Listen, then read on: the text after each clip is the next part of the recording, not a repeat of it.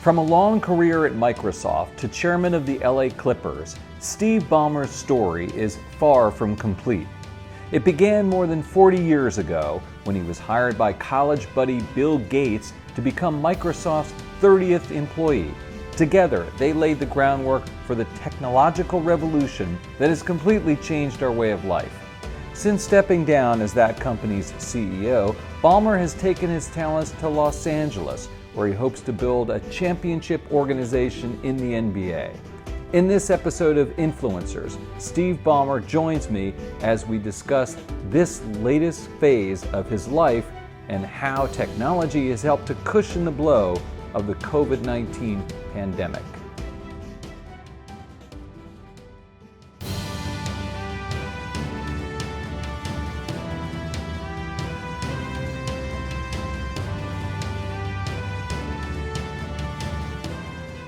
Hello, everyone. Welcome to Influencers. I'm Andy Serwer, and welcome to our guest, Steve Ballmer, the owner of the Los Angeles Clippers, founder of USA Facts, and former CEO of Microsoft. Steve, good to see you. Pleasure, Andy. Thanks very much for having me. It's an honor.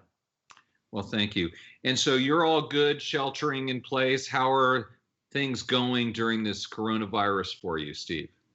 I'd say very fortunate in two regards. One, our family is safe and healthy. My friends have been safe and healthy. One young person we know who was afflicted and one older person, but everybody's fine. So that's good. And since we've been fortunate financially, we're not dealing with many of the terrible issues that folks are dealing with. So how have you reshifted the focus of some of your endeavors during the coronavirus and maybe looking to address the disease or its impact on our society and economy?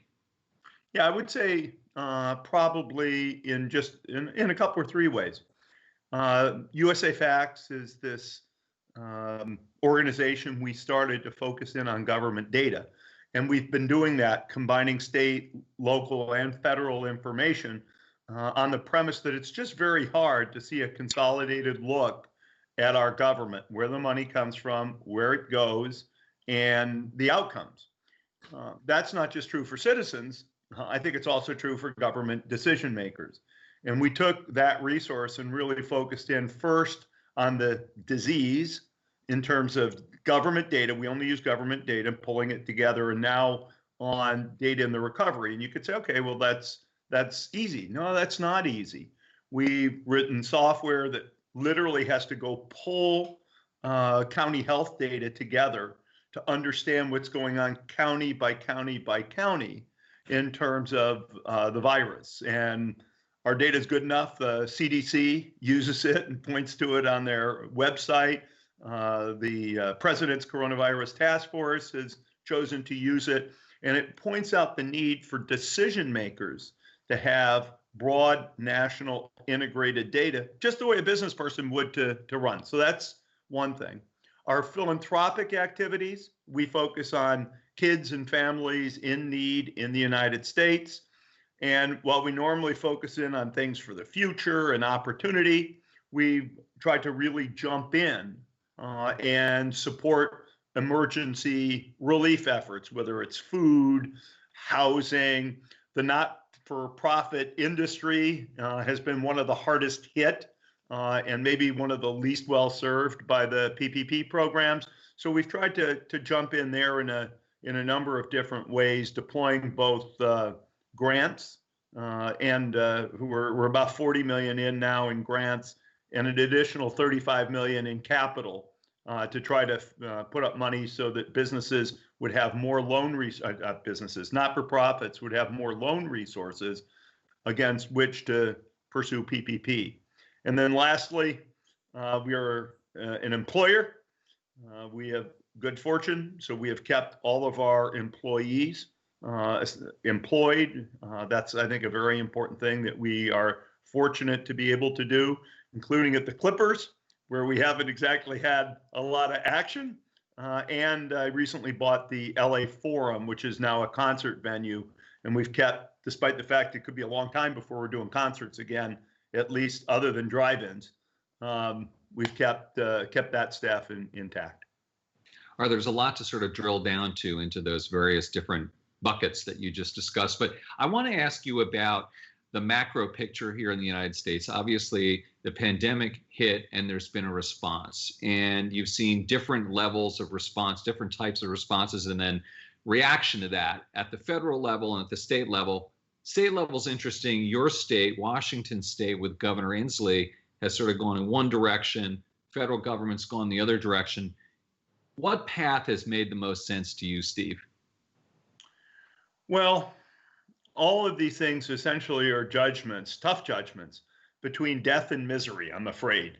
Misery when people lose jobs and are hard hit financially, and death obviously from the disease. And it'll be a constant thing that people have to look out for.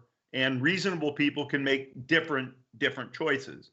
Obviously, from USA Facts perspective, we hope they make them well informed with the numbers. What really happened, and do they need to change course? And those judgments will continue. We don't know whether we'll get a second wave of the disease. I went back into Seattle, and I hope opening up the economy really means what the health officials say, still with social distancing, still with masks. But I think people are going back, if you will, totally to their old lives. At least that's the way it looked when I was home in the city yesterday. And I think it'll be very important to continue to assess in a real-time way. It's a funny thing. The states are responsible for many things from a health perspective and local management, which that's our Constitution, perfectly fine. The states are supposed to keep their budgets balanced. But when you look at it in times of crisis, it's an integrated system. The federal, the local, and the state governments, you can't look at them as all separate, which was one of our fundamental promises with USA Facts. What will happen with the economy? I've been surprised to date about the strength of the stock market. That's counterintuitive, I'll say, from my perspective, and represents an optimism about the speed of recovery that surprises me. I am not an economist. I won't pretend to be an economist. We only report the past. We don't forecast the future. But depending upon the direction of the disease, we're borrowing a lot of money. We're spending $2 trillion. That's 45% of all tax revenue the government raised last year, in addition to all the federal government, in addition to all of the other expenses it bears. And we still have situations where universities, K through 12 organizations, and the state governments support them look in trouble. So I have reticence about thinking about anything other than what do they like to call it now, U-shaped recovery. It's hard for me to see any V-shapes in our future. Is there anything else that you can pull out of the USA Facts data that is intriguing or surprises you or is illuminating? Well, yeah, I'll say three things. Number one, now that we need local data, we'd focus first on nationally collected data. It is very hard to get. So making these decisions, let me just give you an example. They're talking about how to distribute data or money to the states. Well, how do you do that? Do you really understand enough about the comparative finances as opposed to this state spends like crazy and this state doesn't? The federal government's going to need to make that decision. And again, reasonable people can disagree, but are people really going to look at the same numbers to dig in? Are those numbers consolidated? Even when you get down to the local level, what's going on in this metro area or county? What's going on here? So the lack of data, I can't say shocks me, but it continues to surprise me. That's one. No business would do this. Right. Second thing is, what really do things look like in this recovery? I mentioned, state finances, but you can say, what's going on with prices? The overall consumer price index is down slightly. And yet, if you look at the staples, the things people really need, what's going on with eggs and bread and food prices. We've had the single biggest month-over-month increases in many, many years. An area of focus, because that's where the rubber meets the road right now, which frankly surprised me. I did not expect to see that kind of buoyancy. I guess it makes sense in a world of supply and demand, but it didn't really strike this citizen as we were thinking about the crisis. If you look at the distribution of the so-called PPP dollars, Paycheck Protection Program, I was surprised to see that North Dakota is #1 in the country, dollars per capita for PPP. I was surprised to see that Texas was the biggest total recipient of PPP dollars because it doesn't have the biggest population. So how we think about this stuff is the banking system, which was chartered essentially for delivering this program, is it working the way decision makers wanted it to work? Dive in, buy the data, take a look. And there's a few surprises, if you will. Let's talk about the tech sector a little bit, Steve, and your old company, Microsoft, along with the FANGs, are certainly performing well during this time. Does that surprise you? And is it a case maybe where they're actually garnering too much market power given how well they're faring?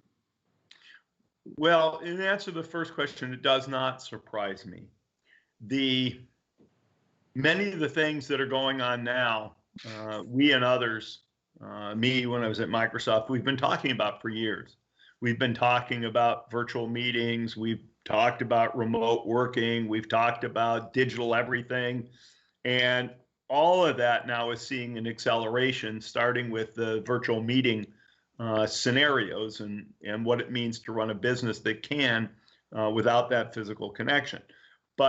And I talked to Satya Nadella, who runs Microsoft. He has a nice way of framing. I'm sitting there myself thinking, wow, this should drive everything to digital. I'll just give you an example. In the communities we serve philanthropically, there are many people who are unbanked. If you are unbanked, how do you get your check? This one-time nice check from the government. It turns out that's a real difficult problem. If you're not filing taxes, if you're paper-based in terms of your financial records, all of these things are complicated. And I'm thinking this is going to accelerate. I talked to Nadella at Microsoft, and what does he say? They have a concept that they encapsulate now in these words, digital everything, which is kind of the modern day equivalent of themes that Microsoft and the rest of the tech industry has banged on, but I think that'll speed up. Government services that are hard to access electronically, those things will move.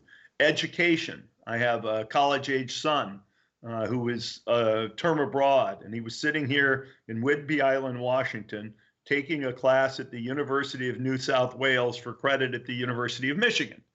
And some of the classes have worked out very well online, others haven't. But education, healthcare, we've been talking about telehealth, but it's been something for other people.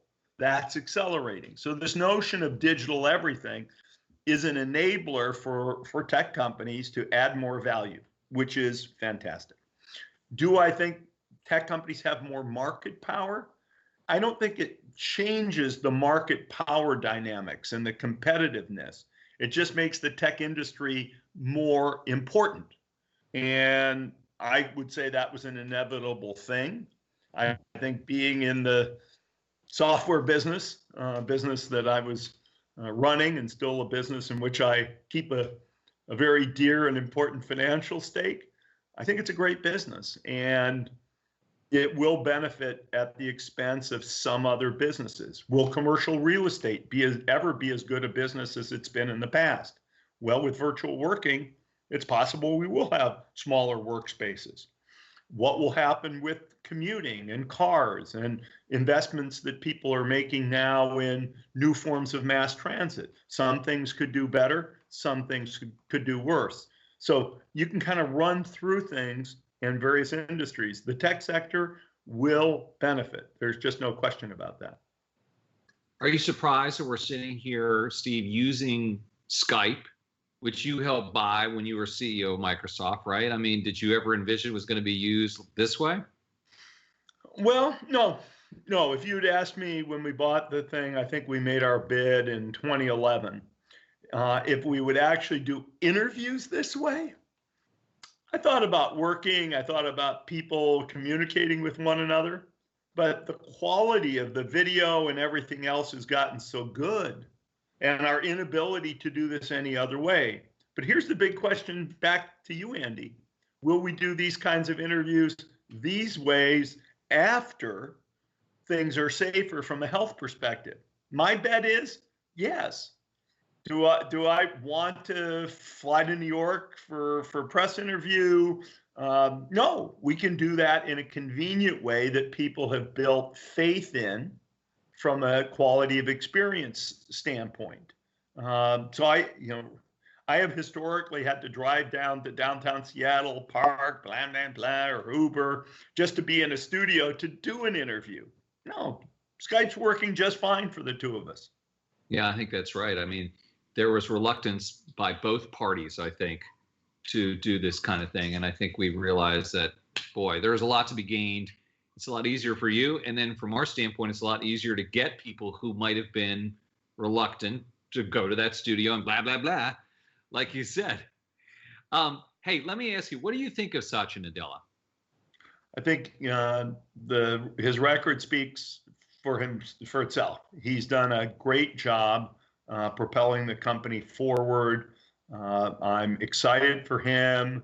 I got to say, I feel a little warmth in my heart for me too. One of the things I had always said was the greatest contribution, the thing that would make me proudest of Microsoft if the company went on to higher heights after I was gone. And I think it's fair to say the company has, from a profit standpoint, industry importance, back to #1 in terms of market cap in the world. So I think in many ways, financial and product innovation, the company has really moved forward very, very nicely. And I'm also kind of proud of the guy. It's always nice when you can have an internal successor. I had the privilege of working with Satya for about 24 years before he took over the role. And man, this guy's great. A little bit more about the tech business. And right now, they've been under fire from Washington for a while, and you're sort of familiar with that process, being in the crosshairs. And right now, the president's mad at Twitter, and he's mad at the social media platforms, which I guess basically means Twitter, Facebook, and maybe YouTube as well. Although I guess he could include LinkedIn, but so far they've avoided it to a great degree, which is owned by Microsoft. What's your take on that tension between the president and tech? I'll use the president specifically. And I say this in a nonpartisan way. It's very important from a USA Facts perspective. Reasonable people are talking today about what freedom of speech looks like on the internet. That has come in other forms, the Russian hacking, and how much free speech do you have, and how much responsibility / authority do the social media companies have to comment? I could tell you right now, I could post certainly on Twitter, there is an earthquake going on in Seattle, Washington. Am I entitled to say that? I don't know, but I can. And it would take a lot of artificial intelligence for the social media platforms to comment about my little tweet's veracity. Should they? I think a lot of people are saying right now they should have better technology to do that.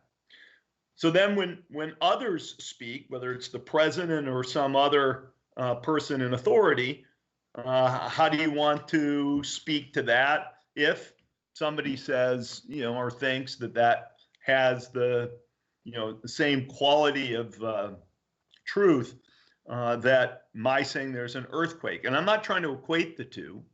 And in many cases, reasonable people will be able to disagree, not about whether there's an earthquake right now. So I don't think it is outside the bounds of what responsibility for accuracy. Should I be able to speak freely, even if I don't speak accurately? Should the president, should the speaker, whoever you take, should I be able to speak unfettered? Should the bad guys then also be able to speak unfettered? Should the social media platforms have to decide who are the good guys and who are the bad guys? What's the regulatory environment going to look like? I think that's got to be worked through by government with the industry, because the industry can describe what's possible. Government needs to speak for the will of the people, if you will. And the way this one came about is interesting, but it ties to the same themes, even if it's a verified person. I mean, it sounds like you're not sure what the solution is. And to be fair to you, Steve, you're not alone, but it's not easy, right? Oh, but I tell you, I think it's easier than people think. This is a wild thing. Why do I say that? If there can be some kind of negotiation, and I don't mean this in the wrong way, if there can be a negotiation between the industry and the government, I think it's better done that way than through legislation. It's better to be worked through by the regulators with the industry, because then you can take on nuance. And the industry can explain what's possible, and the government can push the industry to innovate in certain ways. Things will get better. The artificial intelligence approaches will be applied to specific problems.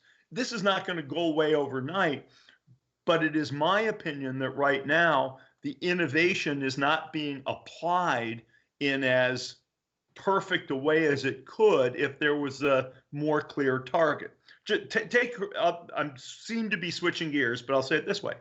There is innovation right now in the pharma industry is all targeted clearly on corona. There is a clear priority.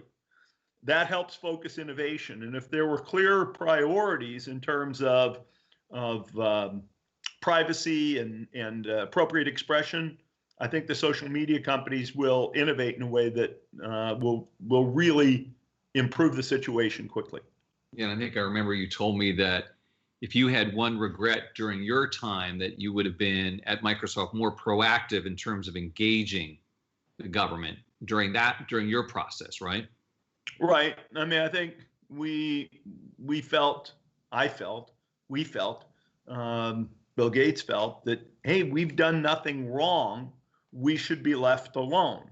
And the truth is, I still would say we did nothing wrong, and yet we should engage with government over the legitimate interests of society. And I think there's a situation like that, even if you say, hey, look, we should be able to do what we did because it is lawful. Right. I think there's a similar issue here. Steve, I was shocked to read, you grew up in the Detroit area, that you were a shy kid. That's right. How is that possible? I mean, you're sort of the opposite of a shy person now. How is the narrative arc of your life, briefly, speak to that transformation of your character? Well, I'd say my pattern was shy until I got comfortable with people, and then less shy. That had been a pattern when I was a younger kid, but new environments, shy. And I'd say I still have some of that in new environments. You know, my first day meeting our basketball team, I had nerves, a lot of nerves. But the transformative time for me came in college and in business school. And I'll just give you a short anecdote. I was a football team manager, and I was picked to be the head manager for my junior year in college. And one of the jobs of the manager is to get up in front of 100 football players. You know, the manager's not the most respected position, and you have to get up, listen up a moment, and then make announcements on behalf of the coach. I got comfortable doing that. That was the first comfort for me. I got to business school. And I remember the first time I spoke in class, I had this piece of knowledge about LIFO accounting versus FIFO because it had impacted the price of Folgers coffee when I was at Procter & Gamble. And my voice was almost cracking. But then again, the experience in business school got me ready for where I was going. And I'd say certainly now there are not that many situations in which I'm shy. And final question, Steve. This program's called The Influencers, and I'm wondering how you see using your influence on the world. Well, for me, I'd say the two most important ways. Number one, the USA Facts project that we're working on, getting governments to use data, getting voters and citizens to respect data about what has happened. You can't disagree about what's happened. There are numbers. They are produced by the government. If this was a business, that's the basis on which you would publish information to your shareholders. You'd make decisions. I think there's room really to drive an important change in government and in the citizenry. There are plenty of quotes from Madison, from Moynihan about everybody's sort of got to be educated about the facts to have a democracy. And there is some movement in the government with things like the Data Act to make improvements in this area. Number two, at this stage, through our philanthropy, I hope we can make a difference not only in the lives of individual children, but also improving policy, whether it's in the criminal justice space, the juvenile justice space, funding for universal early childhood education. There are a set of things in which I think it's important to make progress that we are excited about. Now, with that said, if you really ask me, where will my biggest influence be? Well, it was in in growing Microsoft from a small seed. Bill and Paul started the company. I joined when there were 30 people and $2.5 million of revenue. When I left, revenue was 80 million and 25 plus billion of pre-tax operating profit. But more importantly, we'd kind of invented the PC and popularized and democratized computing. And so I can live with the fact that that may be the biggest influence I ever have, but I get to keep trying in ways that I also think are important, and I'm excited about that. I can't say it falls in the influence category, but I'd also like to prove that the underdog can really win basketball champions.